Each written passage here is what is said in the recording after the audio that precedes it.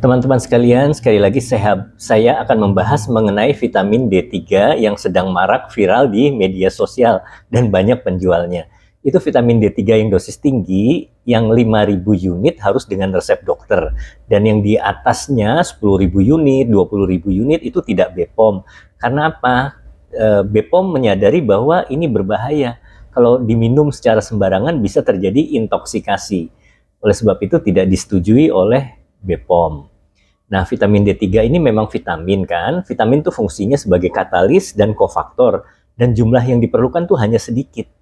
Ya, jadi memang sih ada dokter yang bilang, oh 20.000 unit itu hanya 0,5 miligram.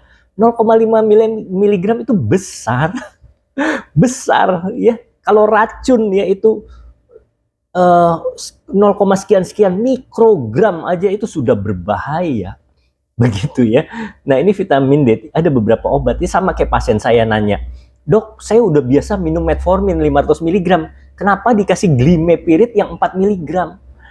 Metformin 500 mg, walaupun 500 mg, walaupun 850 mg, itu nggak ada apa-apanya dibanding glimepirid, glibenclamid yang hanya 4 mg. Kamu minum glimepirid 4 mg bisa hipoglikemi.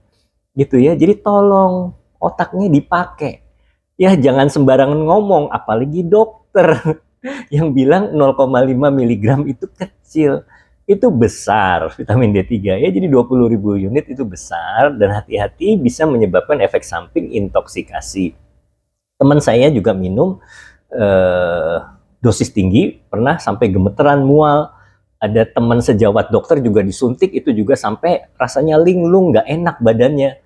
Hati-hati intoksikasi, begitu ya. Saya juga pernah minum, gitu. Kalau saya sih memang nggak apa-apa, hanya pertamanya aja tuh rasanya kelihatannya agak nggak enak, begitu ya.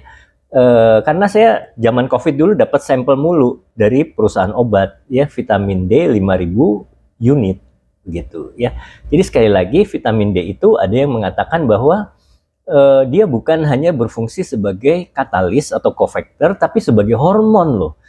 Jadi Anda percuma disuruh minum suplemen vitamin D3 dosis tinggi setiap hari seumur hidup.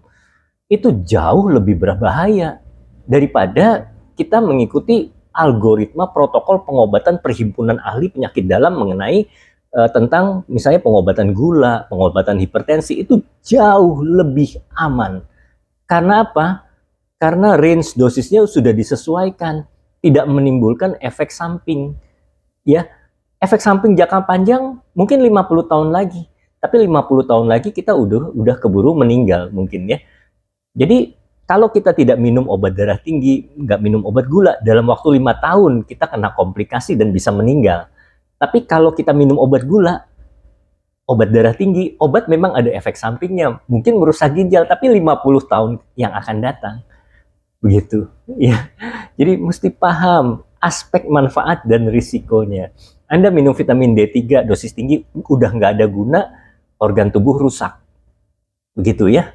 Hati-hati ya. Jadi vitamin D3 itu bukan disinyalir bukan hanya sebagai katalis atau kofaktor, tapi dia sebagai hormon, punya reseptor pada jaringan organ. Ya itu justru berbahaya, lebih berbahaya dari obat ya kalau diberikan dosis tinggi. Harus diberikan dosis yang aman. Oke, sekian penjelasan dari saya. Semoga bermanfaat buat kita semua.